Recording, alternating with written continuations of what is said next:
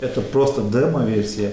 В самом сайте и мобильном приложении визуализация будет намного более качественная. Игикал, Таргим, Вовнушки, Хамки, Эрзи. Цифровизация памятников, представляющих историческую ценность, продолжается. В рамках проекта «Великий шелковый путь. Дорога ингушей» авторы намерены перенести в мир виртуальной реальности около 250 памятников архитектуры. При этом главная задача – воссоздать их первозданный облик. Нам хотелось бы воссоздать, как эта башня выглядела изначально, и так, чтобы любой житель, что Российской Федерации, что других стран мира, могли бы зайти на наш сайт и посмотреть, как эта башня выглядели с внешней стороны, как они выглядели изнутри, какой был утварь, как наши предки жили, работали на территории этих башенных комплексов. «Великий шелковый путь. Дорога ингушей» реализует Центр развития СМИ. Организация выиграла грант от Федерального агентства по делам молодежи. Проект призван выявить исторические связи Ингушетии с государствами и городами древности, которые располагались вдоль Великого шелкового пути, а также привлечь внимание к истории и культуре региона. 3D-визуализация башенного комплекса,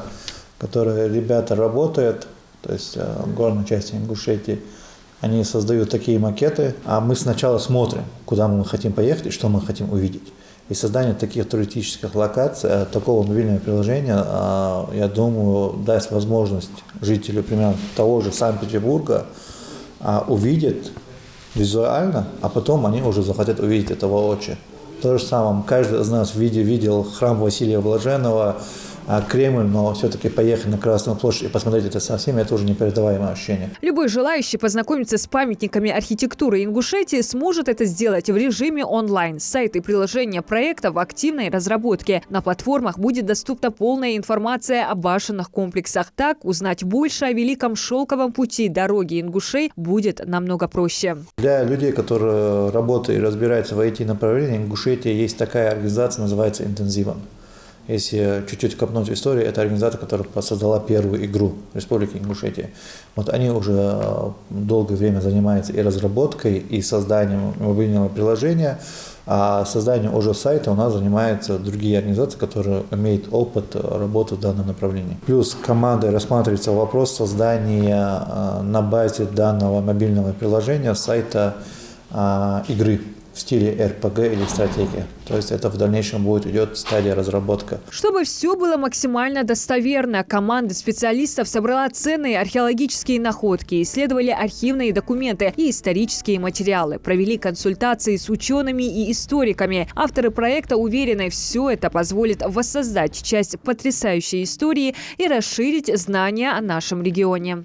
Часть нашей команды до сих пор находится в горной части Ингушетии, где посредством квадрокоптера и высокоцифровых технологий они оцифровывают башенные комплексы, плюс выезжают на территории музеев, частных хранилищ, где оцифровывают, создают 3D-макеты инвентаря, посуду, всего остального. Ряд представителей наших тейпов клана вышли на исполнителей данного проекта и предлагали свою помощь в 3D-визуализации их башенных комплексов, чтобы они внесли его туда. Пройтись по историческим тропам, насладиться природой, почувствовать атмосферу прошлого дистанционно станет возможно совсем скоро. Приложение планируют запустить до конца года. Также намерены презентовать проект на форуме выставки «Россия» в феврале. В региональном комитете по делам молодежи не сомневаются, что новый проект поспособствует развитию туристической сферы и социальной инфраструктуры в республике. Также программа поможет в сохранении и популяризации культурного наследия ингушей. Диана Дударова, Магомед Дарсигов. Новости 24.